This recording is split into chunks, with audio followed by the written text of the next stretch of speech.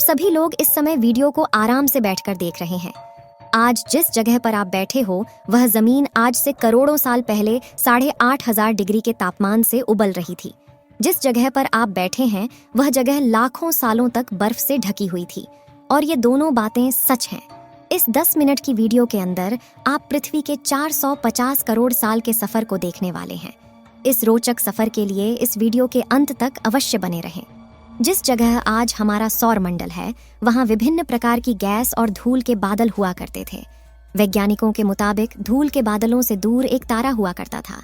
समय के साथ साथ उस तारे की ऊर्जा कम होने लगी, जिसके कारण उसके अंदर एक विशाल विस्फोट हुआ। विस्फोट की वजह से अंतरिक्ष की धूल एक दूसरे से टकराने लगे।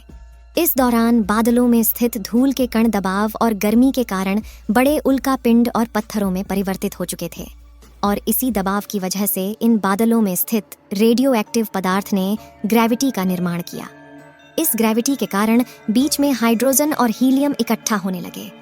इस भयंकर दबाव के कारण एक विशाल विस्फोट हुआ और इसी विस्फोट के कारण हमारे सूरज का जन्म हुआ।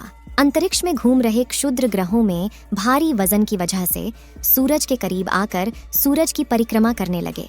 पृथ्वी पर ग्रेविटी होने की वजह से सूरज की परिक्रमा करने वाले पिंड अब पृथ्वी की परिक्रमा करने लगे और धीरे धीरे टूटकर यह पृथ्वी पर गिरते रहे।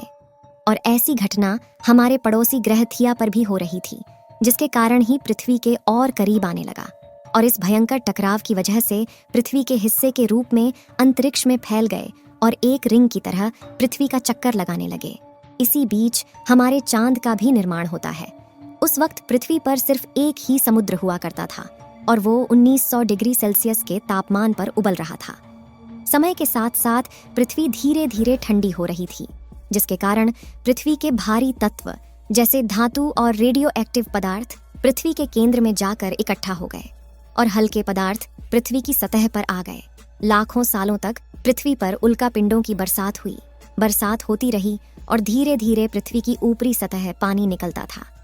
वैज्ञानिकों के मुताबिक यही वह वक्त था जब दूर गहरे पानी के अंदर निकलते ज्वालामुखियों से पहली बार सूक्ष्म जीवों का निर्माण हुआ। लाखों सालों बाद एक वक्त ऐसा आया जब पृथ्वी की पूरी सतह पानी से ढक चुकी थी। लेकिन जब पृथ्वी की ऊपरी जमीन और ठंडी हो जाती है तब पृथ्वी के अंदर की गर्मी बाहर नहीं निकल पाती, जिसके कारण ज्वालामुखियों का निर्माण होता है। और आने वाले लाखों सालों तक ज्वालामुखियों का निकलना जारी रहा, जिससे पानी के ऊपर जमीन का निर्माण हो रहा था। इस वक्त भी पृथ्वी पर वातावरण न होने की वजह से अंतरिक्ष से उल्कापिंडों की बरसात हो रही थी और पृथ्वी का एक दिन 12 घंटे का हुआ करता था। साल बीतते गए और धीरे धीरे सूक्ष्म जीव विकसित होते गए और समूहों में रहने लगे। आज से लगभग 250 करोड़ साल पहले पहली बार पृथ्वी पर ऐसे जीवों का निर्माण हुआ जो जीने के लिए इस पानी के अंदर के रहते थे। इस वक्त तक पृथ्वी पर ज्यादातर ज्वालामुखी निकलना बंद हो गया था। माइक्रोबैक्टीरिया की वजह से वातावरण में ऑक्सीजन की मात्रा बढ़ रही थी। वातावरण में ऑक्सीजन बढ़ने की वजह से पृथ्वी का वायुमंडल बनना शुरू हुआ, जिसकी वजह से पृथ्वी के ज्यादातर हिस्सों में यह सूक्ष्म जीव फैल गए। सालों बाद एक वक्त ऐसा आया जब पृथ्वी में ज्यादा ऑक्सीजन बढ़ने के कारण यह सूक्ष्म जीव बढ़ने शुरू हो गए। उस वक्त तक पृथ्वी का वातावरण ठंडा होने के साथ साथ ऑक्सीजन और आयरन की मात्रा भी बढ़ चुकी थी। वक्त बीतने के साथ साथ धरती की टेक्टोनिक प्लेट्स में दरार होने लगी और जमीन का लावा बाहर निकलने लगा, जिसके कारण पृथ्वी के वातावरण में कार्बन डाइऑक्साइड की मात्रा बहुत बढ़ गई और पृथ्वी पर एसिड की वर्षा शुरू हो गई, जिसकी वजह से पृथ्वी का तापमान घटने लगा और तापमान इतना घटा कि पृथ्वी के ऊपर मौजूद पानी बर्फ में परिवर्तित होने लगा। आमतौर पर जब धरती पर सूरज की किरणें गिरती हैं तब जमीन उन किरणों को सोख लेती है, मगर क्योंकि पूरी पृथ्वी बर्फ से थक चुकी थी और बर्फ सफेद और चमकीली होती है, जिसके कारण सूरज की किरणें धरती पर गिरने के बाद वापस चली जाती थीं। इसी कारण से पृथ्वी कई लाखों सालों तक बर्फ से ढकी रही। लेकिन धरती के अंदर मौजूद ज्वालामुखी बाहर निकलना शुरू किया और उसकी गर्मी से बर्फ पिघलना शुरू हो गई। इसी बीच जो पृथ्वी की गहराई में बचे कुछ सूक्ष्म जीव धीरे धीरे बदल रहे थे और अब वह ऑक्सीजन को अपने शरीर को बड़ा और जटिल बनाने के लिए इस्तेमाल करने लगे थे। इस बीच पानी में अलग से भी छोटे समुद्री पौधे निकलने शुरू हो चुके थे। ऐसा बार बार कई हजारों सालों तक होता रहा और इसी कारण से अब समुद्री जीव धीरे धीरे वातावरण के हिसाब से विकसित हो रहे थे। इस बीच कई सारे जीव समुद्री जंगल से विलुप्त हो गए, मगर जो बच गए वो धीरे धीरे पृथ्वी के बदलते तापमान के हिसाब से ढलते गए। धीरे धीरे वातावरण में ऑक्सीजन की मात्रा बढ़ने लगी और पृथ्वी पर होने वाली एसिड की वर्षा कम होने लगी। वातावरण में ऑक्सीजन आने की वजह से पृथ्वी की ओजोन लेयर मोटी होने लगी और आज से लगभग 47 करोड़ साल पहले पृथ्वी की ऊपरी सतह पर पहली बार प्लांट उगना शुरू हुआ। वक्त के साथ जमीन पर अलग अलग प्रकार के पौधे और पेड़ उगना शुरू हुए। ये वो वक्त था जब समुद्री जानवर समुद्र से बाहर निकल रहे थे और जमीनी जानवरों में परिवर्तित हो रहे थे। धरती की ज्यादातर जमीन एक जगह इकट्ठा हो चुकी थी, जिसे आज हम एशिया महाद्वीप के नाम से जानते हैं। पृथ्वी का वातावरण और तापमान लगभग स्थिर हो चुका था और अब करीब 21 से 23 घंटे का दिन हुआ करता था। अब समुद्री जीव पानी से बाहर रहने लगे थे और वातावरण के हिसाब से उनके शरीर का रंग रूप बदल रहा था। धीरे धीरे ये जमीनी जानवर डायनासोर में परिवर्तित हो गए और उनका शरीर लंबा और विशाल रूप से विकसित होने लगा। कुछ डायनासोर शिकार किया करते थे, जिसके कारण वे छोटे और तेज होते चले गए। ज्यादातर जमीन रेगिस्तान और बंजर हो चुकी थी और ज्यादातर जंगल समुद्र के करीब हुआ करते थे, जिसमें डायनासोर रहा करते थे।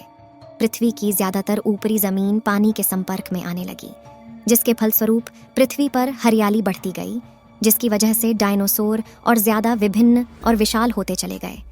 डायनासोर ने आने वाली लगभग 20 से 30 करोड़ सालों तक पृथ्वी पर राज किया। आज से लगभग 6.5 करोड़ साल पहले पृथ्वी की तरफ आज के माउंट एवरेस्ट से भी बड़ा लगभग 4.5 लाख करोड़ किलो जितना वजन उल्का पिंड लगभग 80,000 किलोमीटर प्रति घंटे की स्पीड से पृथ्वी की तरफ आ रहा था और वह जलते हुए सीधा पृथ्वी से टकराया। इस टकराव से निकलने वाली ऊर्जा आज के 10 करोड़ परमाणु बम एक साथ फटने के बराबर थी। कुछ ही घंटों में पूरी पृथ्वी के वातावरण में हानिकारक गैस और धूल की वजह से पृथ्वी नष्ट हो चुकी थी। डायनासोर भी मारे गए। इस वक्त हमारे पूर्वज यानी चूहे जमीन के अंदर रहा करते थे, जिसके कारण वह इस विशाल प्रलय से बच गए। पृथ्वी का वातावरण पूरी तरह से काला और अंधेरा हो चुका था, जिससे धूप भी जमीन तक नहीं पहुंच पा रही थी। धूल और हानिकारक गैस के कारण पृथ्वी पर फिर से एसिड की वर्षा शुरू हो गई और फिर पृथ्वी ठंडी होकर बर्फ से ढक गई। लेकिन इस बार पृथ्वी पर बर्फ लाखों सालों तक नहीं जमी रही और 80 से 90 हजार साल बाद यह पिघलनी शुरू हो गई। जैसे ही धरती पर वातावरण फिर से पहले जैसा होने लगा, वैसे ही ये छोटे जीव जमीन से बाहर आना शुरू हो गए। यही चूहों ने खाने की तलाश में दर दर भटकना शुरू किया और धीरे धीरे 2 पैरों पर चलना शुरू किया, जिससे बंदरों में तब्दील होते चले गए और धीरे धीरे उनके शरीर का रंग रूप वहां के मौसम के हिसाब से बदलता गया। वक्त के साथ साथ हम आदिवासी बने, हमने हथियारों का आविष्कार किया और धीरे धीरे इंसान के रूप में विकसित हुए। हमने धर्म से लेकर परिवार, भाषा और संस्कृति का निर्माण किया और वक्त के साथ साथ हम विकसित होते चले गए और आज हम इस पृथ्वी की सबसे विकसित प्रजाति बन चुके हैं। पृथ्वी के इस करोड़ों साल के रोचक सफर में आपको सबसे अच्छी प्रजाति कौन सी लगी? अपनी राय कमेंट में जरूर बताएं।